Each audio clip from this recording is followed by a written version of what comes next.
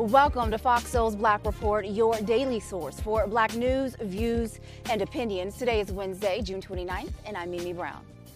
And I'm Romeo. I'm Demi Lobo. And on today's report, a follow-up on a story we told you about recently. The family of an Army veteran looking for answers after his body was found hanging in a Pennsylvania park. His mother is here today to explain how the family has been dealing with the tragedy. Meanwhile, Vice President Kamala Harris is currently one of the loudest voices in the fight to protect a woman's right to choose, as she pushes Democrats in Congress to work harder to protect women's rights around the nation. Then a lawyer who helped get a black man exonerated after more than 30 years in prison was just 2 years out of law school. We have that story. Plus, Charlamagne the God has launched his first ever podcast festival in Brooklyn, and Martin teases a Shanae spinoff. How about that? We have all that and so much more. This is our voice and our truth, so let's get it.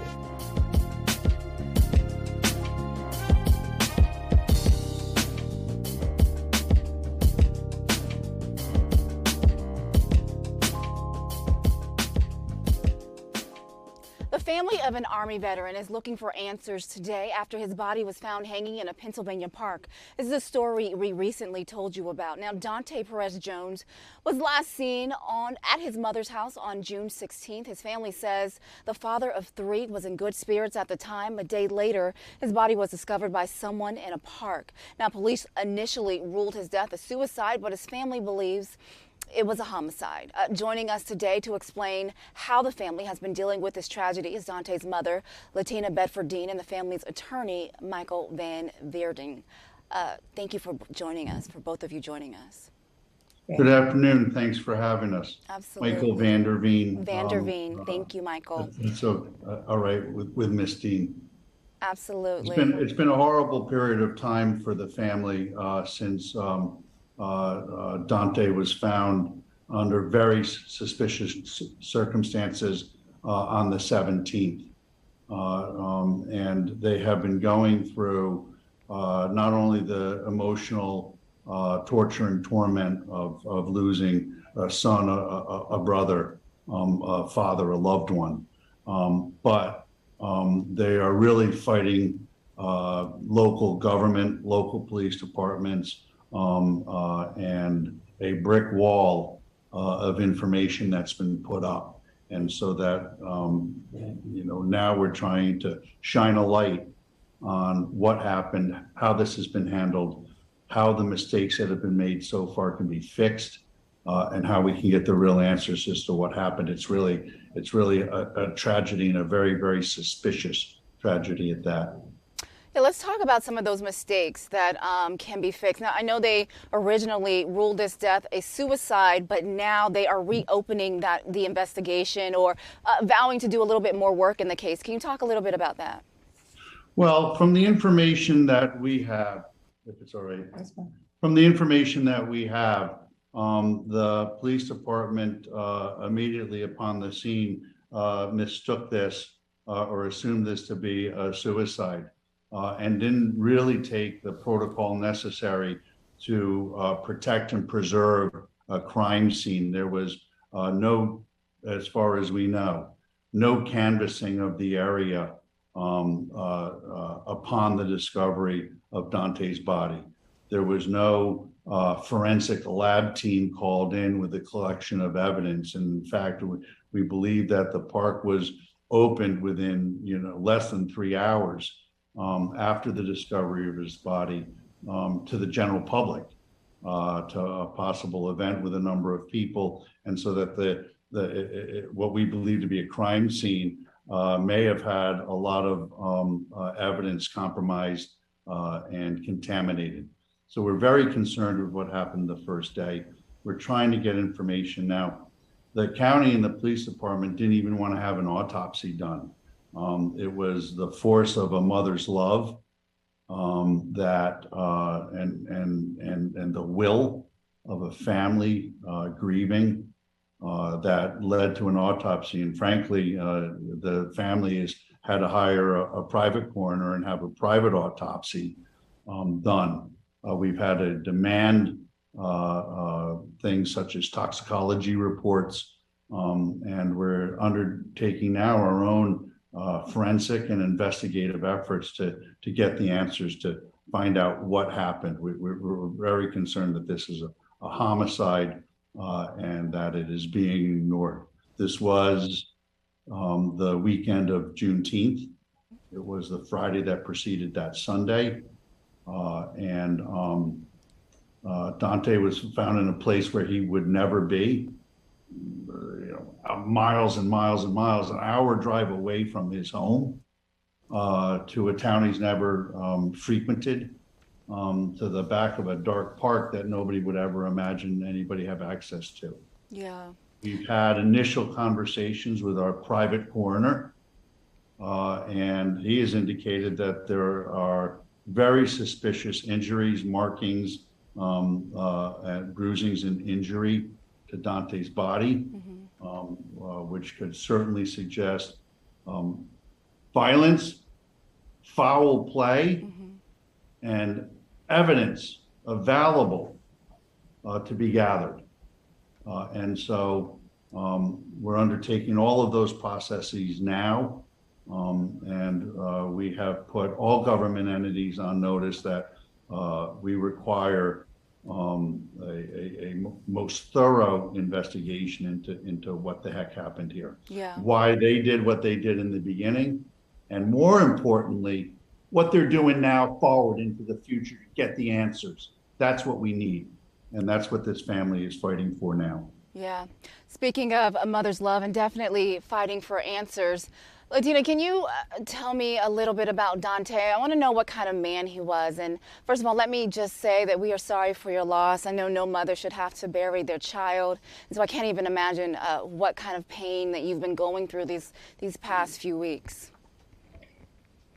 It's been an emotional roller coaster for me. And to be pushed off to the side and not given answers when you're asking for it was even more salt on the injury. My son was a loving, caring person. He would, I'm getting hundreds of messages from people that knew him. And he is making me so proud that the story they told me was when he was stationed in Killeen, Texas, if a soldier was deployed, he would mourn the lawn for the wife so she didn't have to do it. If somebody was pregnant, he would go to the store and buy groceries for them. I mean, he's the type of guy, just not too long ago, we went to Lowe's and he stopped his car in the middle of the road and got out and asked the lady, she was trying to get something into her vehicle. He was like, "Can I help you?" And he put in her vehicle and asked her, did she need anything else? And he got back in his car and left. He's a person that would give his shirt off his back. He loved his children. He would get them every other weekend. He would FaceTime them and say goodnight every night. And then be like, he would talk to them and like, close your eyes. And then close their eyes to go to sleep. He used to give these big teddy bear hugs, and how I just wish I can just get another one of those hugs. He would hug me and lift me up, and he did that with several people. Now that I'm talking about it, it was like he's famous for the bear hugs, and he just loved everybody. I mean, he was a smart, intelligent, kind, loving human being. He was a veteran to our country. Yeah. He served our country with distinction. He was an educated man, a college graduate with a bachelor's of science from Shippensburg University. He was full-time employed in one career in the aerospace industry, and was just starting a second career in truck driving. Absolutely. And perhaps a duplicate career. Just the evening that he was dying, he was making plans with his mother for the care and the pleasure of the children, to do things with them, planning the summer, and planning his life with his family. Yeah, and that's one thing I wanted to ask you about, Latina. The last time you saw him, I know that you said that he was in good spirits. So can you just shed a little bit of light on that? What was his spirits like? How was he acting? Did he show any signs of anything the last day that you saw him that would make you believe that he at all wanted to take his own life? No, not at all. when the last words between us, I was like, okay, Donte, you're gonna go home. Donte said, Mom, I'm going home. And I had that on the ring, and I did show it to the police that he was normal. No, he was not sad or anything like that at all. He was planning, he had college friends from out of town that were going to be coming in for the weekend, and they were going to all celebrate Father's Day together with their families and their children. And that suicide was the furthest thing that anybody would have ever contemplated. And when you get to the crime scene here, frankly, suicide is also probably the furthest thing that should have been thought of when you do a 360-degree picture of who was here, where he was, what was going on, what did the scene look like. Very suspicious. Yeah, we're running out of time, but I want to ask you this too. Were there any cameras in the area? What are police saying? Why do you think police are? It took more activism to get this case to the forefront, to get them to do anything. Why do you think that is? Is there any evidence? Were there any witnesses? Were there just anything that they found in their investigation? What little they have done so far? Anything that you can pinpoint right now? Although we've asked several times in person and in writing for more information from the police department, they have not been forthcoming. They're keeping everything very close to the vest right now. Yes, there are hundreds of cameras in that park, There's a camera 25 feet away pointing at where he was found. There's evidence here. And whether it's been collected or not, we're still waiting to find out. Yeah. But yeah, lots of cameras. There's got to be witnesses, and we, certainly the person who found him is a witness. Absolutely, and I understand he was 6'5", and so 6'5", 250 to 260 pounds. Mm-hmm. And it just, a lot of the things, they just don't add up. Him not being from that area or visiting that area and all of a sudden being in that area. There's just so much here that does not make sense. We will continue to follow this story and have you guys back on. I am so sorry for your loss. Your son, Latina, sounds like an amazing man. My condolences to you and your family. Thank you for helping me keep pushing for justice for Donte Perez Jones. Absolutely. Thank you. Very, very powerful interview, Mimi. Less than an hour ago, a New York judge sentenced R. Kelly to 30 years in prison. Judge Ann Donnelly also sentenced Kelly to 5 years of supervised release and a $100,000 fine. Just yesterday, a lawyer for the singer asked the judge to sentence his client to no more than 10 years in prison because his sister molested him as a child. In a sentencing memo unsealed Tuesday, Kelly's lawyer wrote that Kelly's traumatic childhood and his growing up in a violent household justifies leniency. Kelly was convicted by a New York jury in September on sex trafficking and racketeering charges. The man on trial in the Nipsey Hussle murder case was beaten up by other inmates earlier this week after leaving court. Eric Holder was supposed to be separated from other inmates when being transported to and from court because of the notoriety of the case, but he was attacked by two inmates after he was transported back to the facility. According to his attorney, Holder was cut in the back of his head with a razor. He had to seek medical attention. Holder's injuries prevented him from coming to court yesterday. When court resumes, Holder's defense is expected to call two witnesses to the stand and take less than a day before closing arguments. When someone's in prison, this is something that happens more often than not. We do understand that this is a high notary case, so if people know who he is, they've seen his face, I can see why this could have been enhanced, this situation.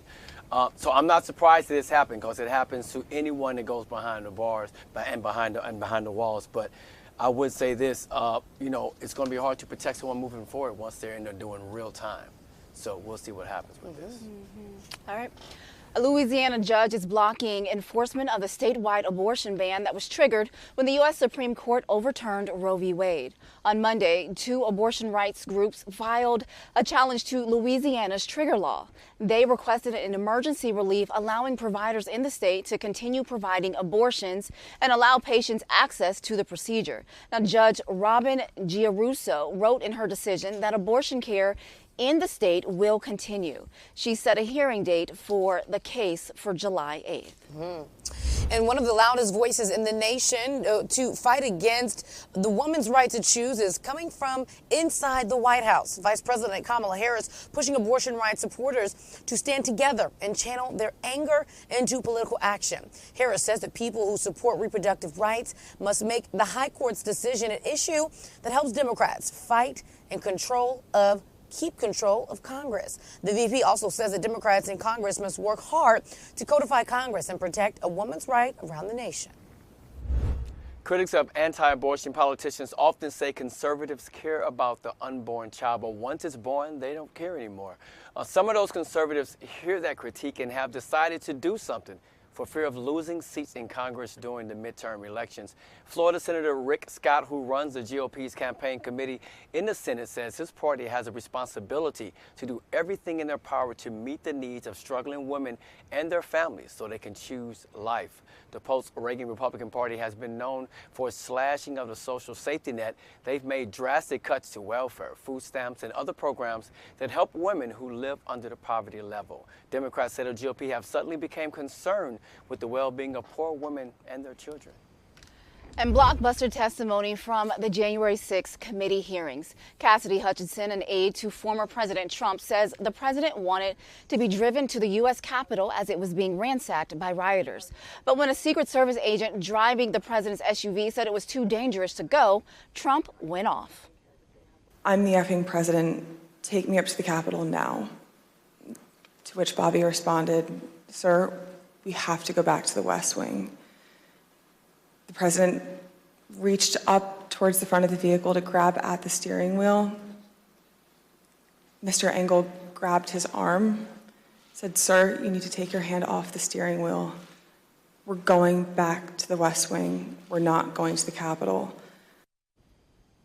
Hutchinson's testimony gave a damning account not heard before of the day of the insurrection. The former president denies Hutchinson's accusations. When asked what he thought of her testimony, Trump reportedly used a profanity and called the former aide a disgraceful phony. You know what? She was the only witness called that day, and she got up there, and boy, did she blow it wide open. I mean, she said a lot of things we hadn't heard before, so that account of them driving, knowing that Trump wanted to go in there. She also said that Trump knew that protesters were armed, and he didn't care, and that they knew violence was going to happen days before it ever went down, and no one did anything. You know, this all was to prove Donald Trump's direct involvement with the insurrection, which we already knew. But this definitely, I liked her testimony. A lot of people are wondering because she's so young and she was an intern and she doesn't have a lot of experience. They're trying to figure out the level of validity to her statement. President. And so, you know, I actually think she did a swell job. And one other thing that she said too was proving his anger around the overturning of the January 6th election results as well. She told a story about Donald Trump getting so upset that he would pick up his food and throw it against the wall. And so she told a story about walking into a cafeteria and seeing ketchup on the wall, and the word ketchup was actually trending all day today. And the judge asked, was this the first time that he had done this? And she was like, no, that he gets so upset all the time that he pulls the the tablecloth out to show his aggression, and him getting into an argument with his secret security. It really just kind of lets you know his temperament around this. What are you so upset about if you did nothing wrong? Well, you know, and whatever experience or level she has, she know what she saw. She know what she heard. And if this is true, imagine this man wanting to get to the insurrection so bad. Here is our state, our country is in an uproar in this situation. And I feel like he just wanted to get there to be praised by the Trumpsters there. And imagine what would have happened if he would have made it there, right? And he would have encouraged them to go inside or get inside. Look, this could have been even worse than what it was, and I'm glad she came out and gave this testimony. Very powerful. Because the goal probably for him to get there was because he probably made an agreement that I'm going to back you guys up when you guys go to break down the Capitol. I'm going to be there to support you. And so he probably was like, I need to make sure that I'm there. They see me, that we're supporting each other. So when he didn't get there, it's like, whoa, they're going to think I set them up. Yes, that I do agree with that. I also think, to Romeo's point, he loves praise. So as soon as he got out the car, he would have been standing ovation, praise. I mean, the crowd would have went wild, and that is what he lived for. Yeah. And to your point, Demi, absolutely, she is young, but that's why I believe her, because a lot of the witnesses, they've been in the political arena for a really long time. They know how it works, and she's probably like, I'm really young. I don't want this to follow me. Let me say what I know, and she's probably speaking the truth more than anyone else that we've heard so far. Yeah. What do I have to lose at this point? You know. So 2 people are facing firearm charges after officials in Texas found 51 migrants dead in a semi-truck. Authorities say the people died of heat-related injuries. Officials say they were trapped in a trailer in triple-digit temperatures without water or air conditioning. Homeland Security investigators call it the deadliest human smuggling incident in U.S. history. 11 people in the truck were still alive and taken to the hospital. Officials detained 3 people, charging 2. For now, no charges related to the actual death. Now, President Biden is issuing a statement in response saying his administration will work to stop human smugglers as well as traffickers. Republican Texas Congressman Tony Gonzalez, who represents the area, says that this could have been avoided with stricter border policies. Others are calling these policies for policies that help migrant people. This was a very heartbreaking story. And of course, a lot of the blame, of course, right now is going on to President Biden. You have President Donald Trump, who wanted to build a wall and make it harder for migrants to enter the U.S. And then here you have a situation where so many people die in this awful, tragic, regardless of your race. Like race is not even a factor right now. This is just for human life. This is an awful situation. And so a lot of people are saying right now that the people who smuggle migrants in, they do not care if the bodies make it or not. It's an exchange. It's a business. If I get my money, if you make it, that's on you. And Governor Greg Abbott, he announced today, that he is going to implement new truck checkpoint strategies in Texas along the border to try to prevent deadly human smuggling like we just saw. But again, he's blaming President Biden at the same time, so I'm not sure how this is all going to pan out. Not a fan of Governor Greg Abbott, Absolutely. but definitely something needs to be done. I mean, and to your point, it is a business, and I think the smugglers sort of warn people at your own risk. Yeah. You know, you can go, you may not make it. And just think about how people are just starving for a better life, that they put their life at risk for something like this. This is truly tragic. I can't even imagine, that scene and what that must have been like. You know, I've talked to people, their family members, this is how they got to this country, for a better life. And some of them didn't make it, unfortunately. It is what it is. We talk about hundreds and thousands of people that try to come into this country that, we want to welcome them, right? But there's a way to do it and do it right. But when you think about this, they're taking a chance, and it's so unfortunate to so many people. And the way that they died inside that truck.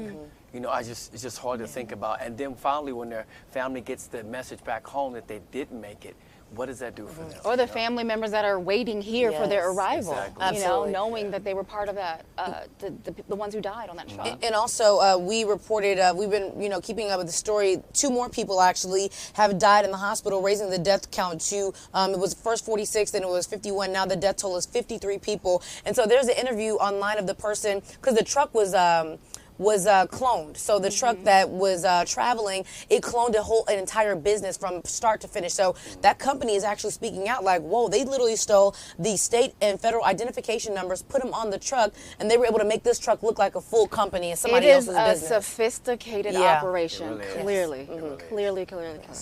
All right, well, a law that would have allowed non-citizens in New York City to vote in local elections is being struck down. Now, state Supreme Court justice said the law violated the New York State Constitution.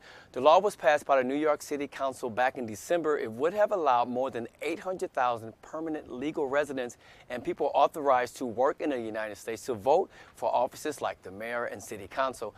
Justice Ralph Prizio ruled the new law conflicted with the constitutional guidelines and state law that says only eligible citizens can vote. The judge went on to say in order to give non-citizens the right to vote, it must be put to a public referendum. An African-American mayor-elect in Georgia says removing Confederate monuments in his town won't be one of his priorities. Democratic Mayor Mayor-elect Garnett Johnson was elected last week to run Augusta, Georgia.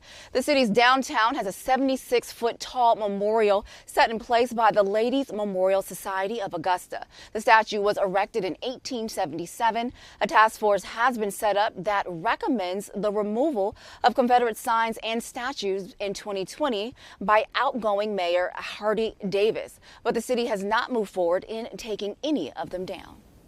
And Michigan Supreme Court says that former officials involved in the Flint water crisis will not be charged. The court says that criminal charges against former Governor Rick Snyder are not valid. The Attorney General in the case dismissed, then refiled criminal charges against former Governor Rick Snyder, his health director, and 7 other officials using a one-man grand jury. But the High Court ruled yesterday that one-man grand juries can't be used to issue indictments in criminal cases. The decision essentially throws out the criminal charges in the Flint water case. If it's not clear if another attempt will be made to bring charges against Snyder and the other defendants again. Now, in 2014, the city switched its water source to the Flint River just to save money. However, they never treated the water, which became contaminated with lead. It led to deaths and lead poisoning in the city's predominantly black community. California State University has been sued for underpaying white women and non-white staff members. The class action lawsuit is being filed against several of the CSU campuses around the state. Attorneys for the plaintiffs say a May 2022 study showed white women were paid roughly 5% less than white men. The study also said men of color made 3% less, while women of color made 7% less than white men. Cal State officials say they have not seen the lawsuit and could not comment. School officials say they are committed to ensuring competitive wages and benefits for all employees. And a lawyer who helped get a black man exonerated after more than 30 years in prison was just 2 years out of law school.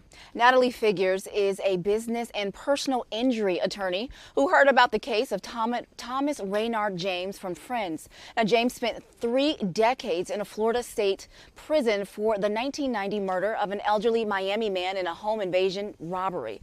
The state freed him in April after key witnesses recanted their testimony. Now, Figures logged more than 2,000 hours of researching and interviewing people in her quest to free James. James says he owes Figures his life. I absolutely love this story. She should definitely look into becoming a criminal attorney because black women can do anything. She is proving that. I mean, listen, she interviewed 75 people, including the witnesses that changed their mind, changed their testimony. She drove hundreds of miles to gather evidence. She discovered that there were 9 sets of prints at the crime scene. None of them were his. I mean, she just did so much work, and then she turned her findings over to, there's a department in Florida that investigates wrongful convictions. So she turned it over to them, and then they then pass it along to the Miami DA, and the rest is history. And this woman is 2 years out of law school. Yeah, I mean honestly, can we call her a hero? Because yes, she literally interviewed people that were a part of this. Like you said, in the 1990 case, she knocked on doors, rang literally door to door, went to people literally to try and get anyone that would speak. And I just really wonder what was the inspiration, because we've heard stories like this before where someone just like takes a liking to a story. But this is what we need, especially people who have served so long in jail and are not supposed to be there. We need some more people, that just everyday people. We shouldn't have just this anomaly situation where someone just takes a liking to the story. More lawyers should be like this and want to fight for their clients, because there are so many people behind bars right now, black men, black women, who do not deserve to be there, and would love to have a person like this work for them. And you know, you think about some of the names of the people that are trying to be exonerated. That list is very, very, very long, and unfortunately we don't have enough people to get to them, but she is a hero. But when it comes to her, my mom, and these 2 women that work with me, when it comes to black women making their mind up to get something done, they're going to get it done. That's right. Absolutely.